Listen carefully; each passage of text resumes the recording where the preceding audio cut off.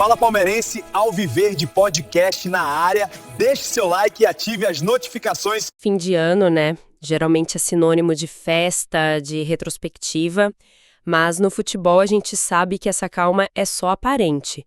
Nos bastidores a agitação é tipo sísmica. E hoje vamos mergulhar fundo em um desses epicentros, o Palmeiras. O clube parece estar fazendo uns movimentos muito, mas muito calculados no elenco. Para guiar essa nossa análise, a gente está com um material bem interessante do portal GE, tudo publicado no mesmo dia, 21 de dezembro de 2025, o fio da meada, sabe? O nosso ponto de partida é a matéria que crava a saída do volante Aníbal Moreno. Ok, então vamos lá. A missão aqui não é só focar nos detalhes da transferência do Aníbal, é tentar entender o quadro completo.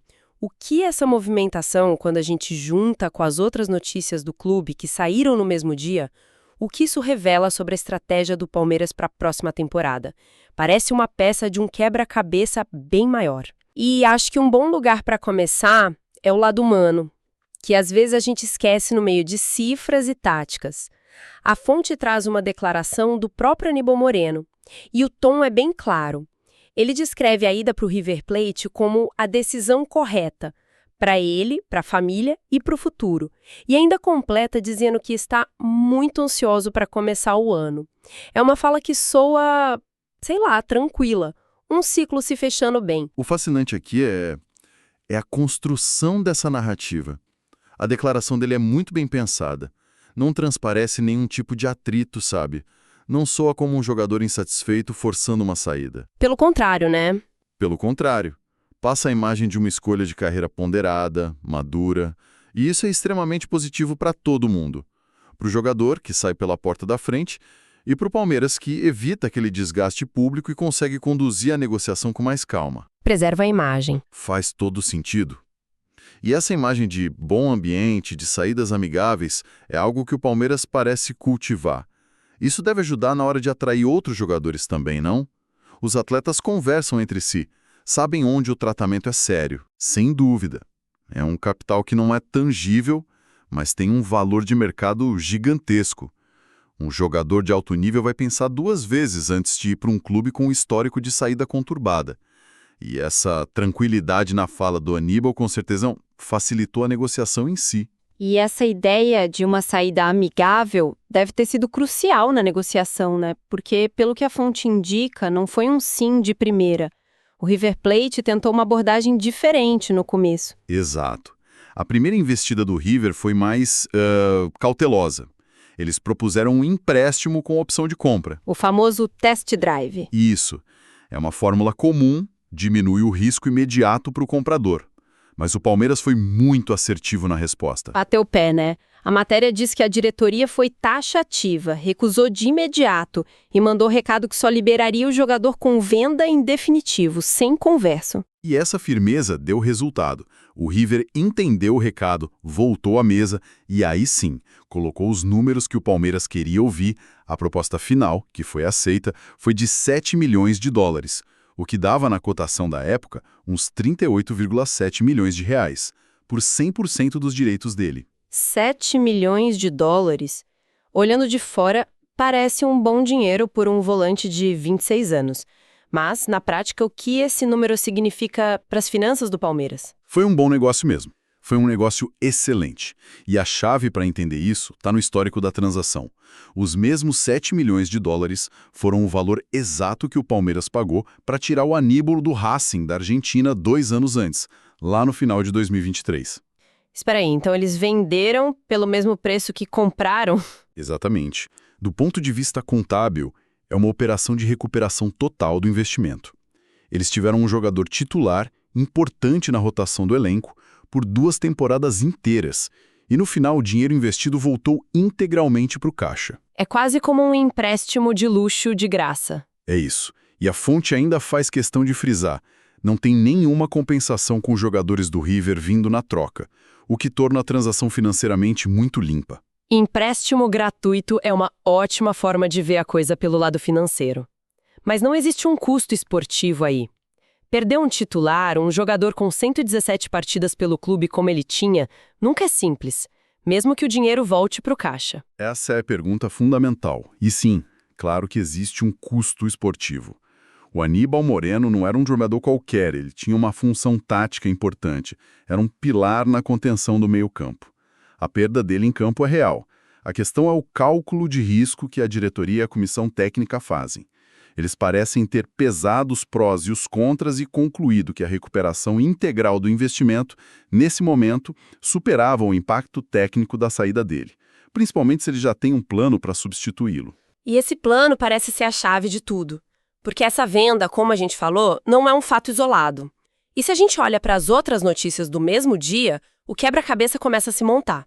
A decisão de vender o Aníbal ganha muito mais sentido quando vemos quem o Palmeiras decidiu, com a mesma veemência, não vender. Precisamente.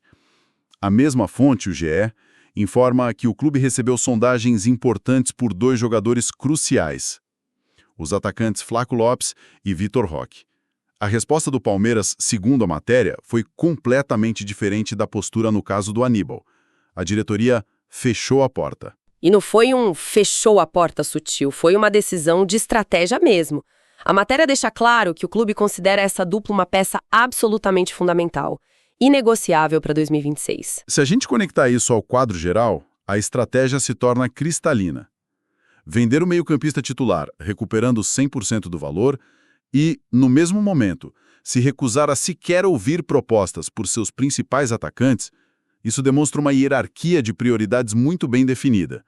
O Palmeiras está mandando uma mensagem clara para o mercado. E qual seria essa mensagem? A mensagem é: nosso poder de fogo ofensivo é o nosso maior ativo e não está à venda. É a base do nosso projeto. O resto do time, especialmente o meio-campo, pode ser negociado, pode ser remodelado, desde que a proposta seja financeiramente recusável. Como foi a do Aníbal. Exato. Eles estão protegendo o coração do time a todo custo. E vamos ser sinceros, depois da dificuldade que foi para o Flaco Lopes engrenar e virar o jogador que é hoje, a diretoria não vai se desfazer dele agora, né? Faz todo sentido. E essa estratégia fica ainda mais completa com a outra ponta da história, as contratações. Não basta vender e segurar jogadores, é preciso ter um plano para quem vai chegar. E outra notícia do mesmo pacote de matérias nos dá uma pista bem forte sobre isso. Exato. O texto informa que o Palmeiras não vai sair contratando a esmo. A busca será por contratações pontuais.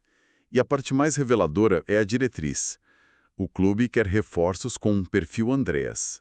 Esse termo, perfil Andreas, é curioso. A matéria indica que isso significa buscar jogadores com mais experiência, com mais bagagem, para encorpar o elenco. Imagino que seja uma referência ao Andreas Pereira, um jogador com passagem pela Europa, qualidade técnica. Exatamente. E isso levanta uma questão importantíssima sobre a filosofia do clube. O Palmeiras se tornou uma referência mundial na revelação e utilização de jovens talentos da sua base. Mas agora, a diretoria sinaliza explicitamente a busca por um perfil de jogador mais experiente, mais pronto. Isso significa uma mudança de rota? Uma desconfiança com a base? Ou é só um ajuste fino? Eu acredito que seja um ajuste, um ato de balanceamento. A venda do Aníbal Moreno pode ser exatamente o movimento que viabiliza essa nova peça. Libera uma vaga de estrangeiro no elenco, que é sempre valiosa, e, claro, abre um espaço significativo no orçamento.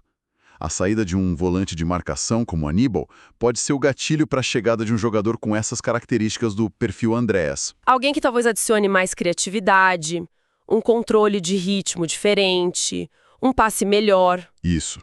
Não é substituir uma peça pela mesma peça, mas talvez evoluir a função. Entendi.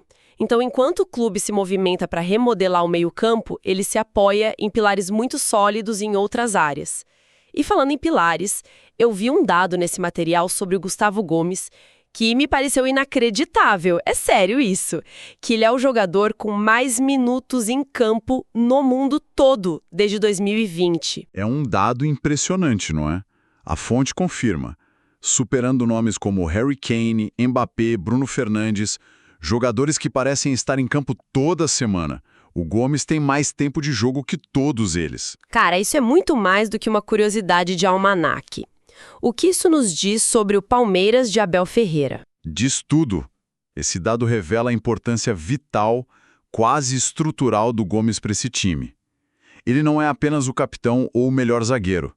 Ele é a espinha dorsal, o pilar de estabilidade sobre o qual todo o resto é construído.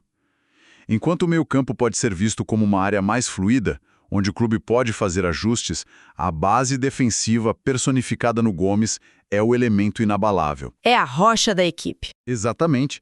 A mensagem tática é que você pode trocar as peças do motor, pode até mudar o tipo de combustível, desde que o chassi seja indestrutível. E o chassi do Palmeiras se chama Gustavo Gomes. A confiança do Abel nele é tão absoluta que ele simplesmente não sai do time. E essa gestão inteligente de ativos não para por aí. Não é só sobre quem fica ou quem chega, mas também sobre quem já saiu. Outra notícia rápida no meio do material menciona a situação do Endrick. Mesmo já vendido ao Real Madrid e prestes a se mudar para o Lyon, ele continua a gerar receita para o Palmeiras. É outro exemplo brilhante de gestão a longo prazo. O contrato de venda para o Real Madrid foi recheado de cláusulas de desempenho, os famosos bônus. Então, a cada meta que o Endrick atinge na Europa, seja número de jogos de gols, convocação, mais dinheiro entra nos cofres do Palmeiras. O clube conseguiu criar um fluxo de receita contínuo de um ativo que nem está mais no elenco. É extrair valor ao máximo. Então, se a gente junta todas essas peças, a coisa toda ganha uma lógica impressionante. Sim, o cenário que se desenha é o de uma gestão multifacetada e muito bem planejada. Temos a gestão de ativos, com a venda de Aníbal recuperando 100% do investimento. A proteção das peças-chave, blindando o Flaco e o Vitor Roque. Exato. Temos a estabilidade garantida por um pilar como o Gomes, a geração de receita contínua com os bônus do Endrick e, por fim, um plano claro para o futuro, com a busca por esse jogador experiente, o tal perfil Andréas. Não parece ter movimentos aleatórios, sabe? Cada decisão se encaixa num modelo que busca o equilíbrio entre sucesso esportivo e sustentabilidade financeira. E resumindo os pontos principais, então. A saída do Aníbal Moreno para o River Plate está longe de ser uma simples venda de ocasião.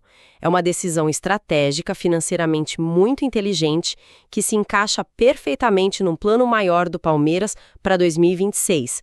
Um plano que envolve blindar seu ataque poderoso, se apoiar na defesa inabalável e buscar experiência cirúrgica no mercado para qualificar o meio-campo. E para deixar uma reflexão final, vamos voltar a esse ponto que as fontes trouxeram e que me parece o mais instigante: a busca por um perfil Andréas.